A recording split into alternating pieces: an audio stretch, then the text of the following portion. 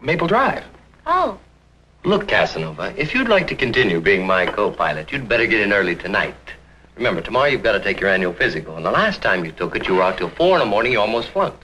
Can I help it if my blood pressure goes up 10 points every time I see a beautiful redhead? Well, that's easy. Tonight, no redheads. You're right.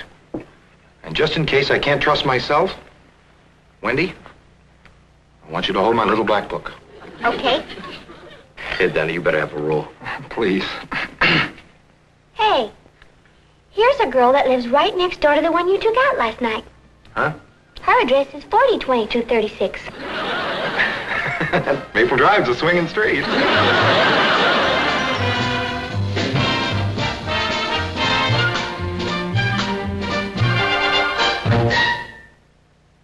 Suddenly, it's 9:30, and here's Bing. Welcome to the home of the new Bing Crosby show. I suppose you're probably wondering why the old groaner decided to take on a chore like a weekly series. Well, for one thing, I have a new generation of little nippers to be fed, but the real reason actually is right here. Of course, everybody knows that actors like to work. I'm no exception. I like the action, too, but before you can bring off a performance that is likely to attract a weekly audience of, we say several million viewers, you have to have a character that you believe in. Now, through the years, I've been approached quite often with notions, ideas for a continuing series, and some of them mighty interesting, too. But when Steve Gethers brought me this one, I was through looking.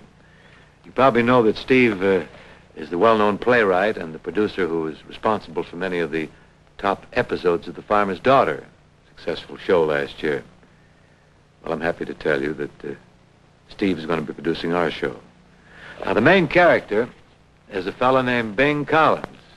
Somewhere along the way, he whaled his way through a degree in engineering, but he never went square, this cat. He just kept his sense of humor through it all. Nowadays, he's a respected member of the staff of Taylor University, where he works as sort of a consulting engineer.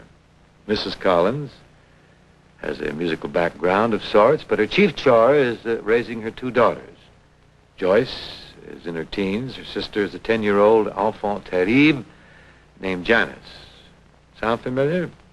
Well, I suppose it is a little, but we have a twist, big twist. Old Dad Collins does not, and I repeat, not get played for a patsy by his womenfolk. That sort of grab you? So we're terribly excited about the show. Certainly hope that you'll share our enthusiasm when you check in for our premiere Monday night, September 14th. Well, I guess I better brush up on my lines now. I got a lot of things to learn here. Fellow who runs this shop is a real ogre. I'll see you later. Monday night at 10. Time to ring in Big Ben. Back in his original time slot, Ben Casey. Monday night and every weeknight, Bob Young with the 11 o'clock news. Tuesday night, the action's great. Your leadoff shows really rate. We'll hit 'em hard, knock 'em fast. First show, combat.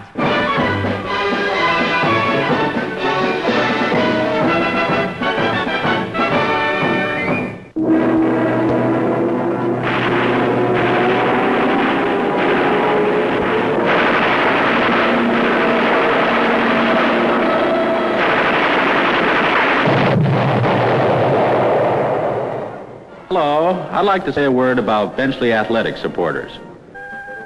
At 8:30, a naval commander with a solid 4.0 rating and a share of audience to match.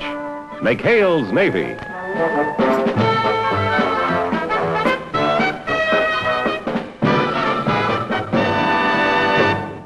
And time for the only actor ever to win 3 Academy Awards. Meet the star of The Tycoon. I'm Walter Brennan, but not for long. This fall, I'm going to turn into Walter Andrews, chairman of the board of Thunder Corporation. Chairman of the board, that's a fancy title they give you when you're too ornery to get along with and too smart to fire.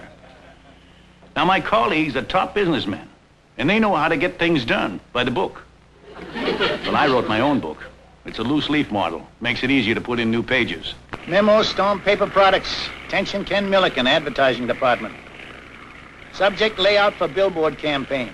Blonde bathing beauty is objectionable. Policy of corporation is to avoid controversial subjects. Add a brunette and a redhead.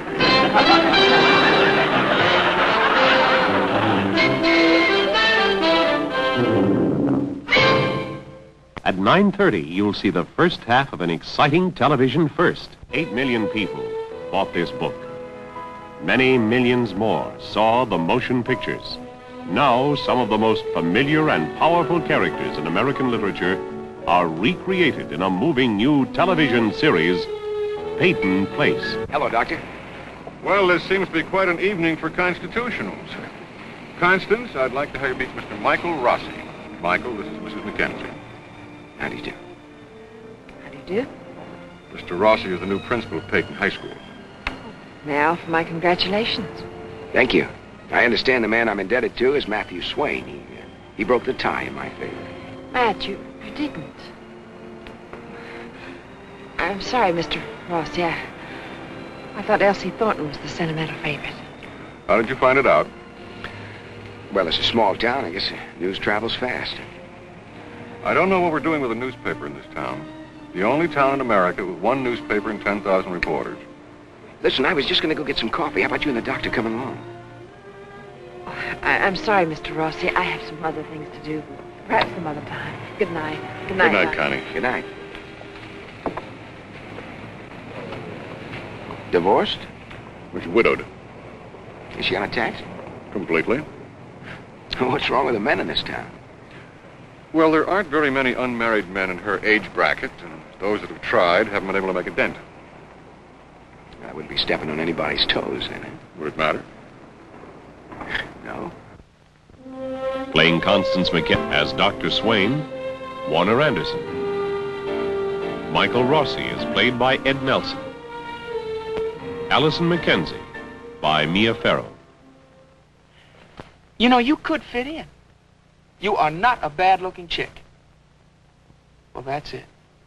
That's it. You are not a chick at all. Well, you're I don't know.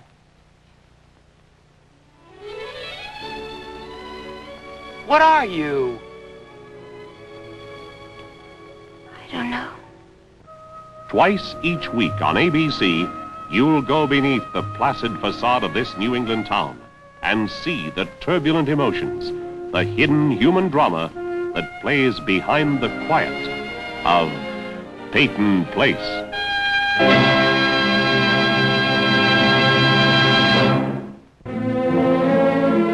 10 o'clock on Tuesday night, America will watch the star and the program that they voted the best. The TV Guide award winners, David Jansen as The Fugitive.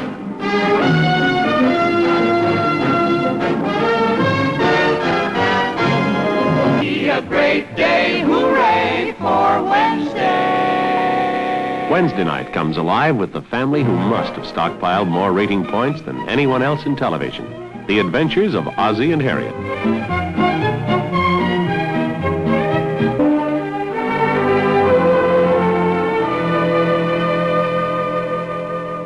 The 8 o'clock slot brings another Academy Award winner, the petite enchantress with the powerful talent. Enough, in fact, for 2 girls. The star of The Patty Duke Show. They laugh alike, they walk alike, at times they even talk alike. You can lose your mind when cousins are 2 of a kind.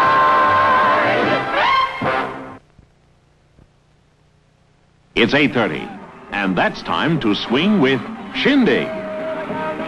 Here's a bright new showcase for the big beat dance music that's moved from America to every corner of the world. Today in the Peppermint Lounge, Buckingham Palace, or a dance pavilion in Hong Kong, the beat's the same. If you're 6 or 96, you'll get big kicks on Shindig. Comes 9 o'clock, comes comedy, and the formidable talents of a Rooney named Mickey. Hey, look, pull up. It's a going place. It's going to the first bidder. And then we're going back to Omaha. Now, wait just a minute, darling. Help!